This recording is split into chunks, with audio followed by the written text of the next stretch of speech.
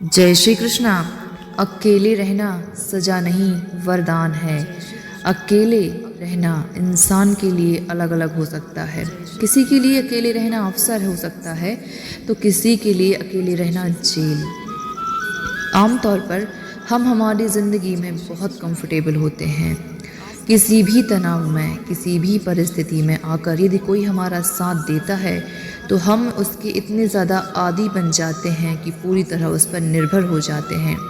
समस्या तब शुरू होती है जब हम हमारी ज़िंदगी में किसी इंसान को बहुत ज़्यादा महत्व देते हैं और वो इंसान हमें बिल्कुल महत्व नहीं देता, नीचा दिखाने की कोशिश करता है, कमी निकालता है। बहुत बुरा लगता है हमें। समस्या तब होती है जब हम किसी के लिए हर समय हाजिर रहते हैं और वो हमारे लिए कभी हाजिर नहीं रहता। हम समझते हैं कि जैसा हम दूसरे के साथ कर रहे हैं वैसा वो हमारे साथ करे, जबकि ऐसा होता नहीं है। ज़िंदगी में बहुत आगे जाना है तो इसका सबसे बड़ा मंत्र है अकेले खुश रहना। खुद को खोजने में है, खुद को क्या पसंद है, खुद को क्या नापसंद है, खुद को कहाँ पहुँचना है, क्यों पहुँचना है, ये डिसाइड करने वाले आप हैं, ना कि कोई और।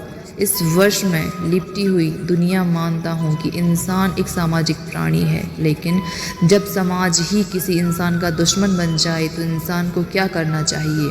मेरे हिसाब से तो समाज से लड़ने के बजाय अकेले रहकर शांत होकर यह सोचने की ज़रूरत है कि हमारे लिए समाज या इस दुनिया से लड़ने से ज़्यादा क्या ज़रूरी है। क्या हमारे लिए हमारा खुश रहना किसी से लड़ाई करने से ज़्यादा ज़रूरी नहीं है? क्या हमारे लिए हमारी ज़िंदगी में एक गोल सेट करना ज़रूरी नहीं है? कितने काम हैं इस दुनिया में जो शान का वेट कर रहे होते हैं, उन कामों को कर सकते हैं हम। कितने चैलेंज है इस दुनिया में जो आपका वेट कर रहे हैं। कोई आप जैसा तगड़ा इंसान आएगा और उन चैलेंजेस को गले लगाएगा। ज़िंदगी का मज़ा अकेले रहने में ढूंढो। भीड़ में तो बकरियां रहती हैं। कोई भी व्यक्ति एक तरह से मैंने टेस्ट कर सकता है, लेकिन मज़ा तो तब है जब शेर की तरह अकेले रहकर अंधेरे जंगल में एक दहाड़ लगाई जाए और इस पूरी दुनिया रूपी जंगल को यह महसूस कराया जाए कि शेर भले ही अकेला है लेकिन उसने अभी हार नहीं मानी है। सूरज अकेला है, इसका मतलब ये नहीं है कि वो कमज़ोर है, बल्कि सूरज अकेला है इसका मतलब है कि उसके जितना ताकतवर और कोई दूसरा है ही नहीं। सबसे ऊंची चोटी माउंट एवरेस्ट दुनिया में एक है, इसका मतलब यह नहीं है कि वह अकेली है, बल्कि इसका मतलब ये है कि उसके जितनी ऊंची कोई दूसरी चोटी है ही नहीं। अकेलापन प्रतीक है ताकत का, क्योंकि आप उस जगह पर होते हो जहाँ तक पहुँच पाना किसी के लिए संभव नहीं होता। अकेलापन प्रतीक है खुशी का, क्योंकि आप किसी पर डिपेंड नहीं रहते। आपकी उम्मीद है किसी से बात ही नहीं होती। आप कोई कदम उठाने से पहले किसी के जजमेंट के थ्रू। यह अकेलापन खुशी पाने का सबसे बड़ा आधार है।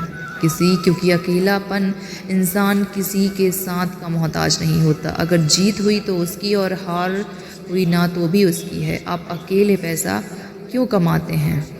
आप अकेले पैदा क्यों हुए थे जब भगवान ने ऐसा कोई पैदा ही नहीं किया जो आपके साथ पैदा हुआ है और जो आपके साथ हर कदम पे, हर काम में आपका साथ दे? क्यों कोई ऐसा इंसान नहीं भेजा ऊपर वाले ने जो इस धरती पर तब मरेगा जब आप मरोगे? क्योंकि ज़िंदगी का सार अकेले रहने में है और ज़िंदगी का सार अकेलेपन में है। ना तो आपका इस मझधार में खड़े होकर यह सोचना कि इसी के साथ से आपकी खुशी मिलेगी, ज़िंदगी जीने का मकसद मिलेगा, तो फिर वह आपकी भूल। और जब किसी का साथ इतना ज़रूरी है तो फिर वह इंसान मरता क्यों नहीं? जब आपकी मृत्यु होती है उस इंसान को फिर क्यों नहीं होता जब आप पल पल मरते हो? ज़िंदगी का सार अकेले रहने में है। ज़िंदगी एक हवन है जिसको केवल खुद के खून पसीने और आंसुओं से सींचा जाता है। आपको यह इंडिपेंडेंट होना है। इतिहास गवाह है कि अच्छे लोग या तो उड़ जाते हैं या जानबूझकर डूब जाते हैं, क्योंकि उनको दुनिया की चाल समझ में आ जाती है। आपको कितना ही दर्द सहना पड़े, अकेले रहना सीख जाना। जो आपके शरीर का दर्द नहीं मार सकता तो आपके मन का दर्द कैसे मार सकता है? क्योंकि वह तो किसी को दिखता नहीं है कि आपको कहाँ पर चोट आई है। कई लोग कहते हैं अकेला बंदा खुश नहीं रह सकता, बल्कि सच तो ये है कि बंदा अकेला ही खुश रह सकता है। शब्दों से ज़्यादा ताकत खामोशी की होती है।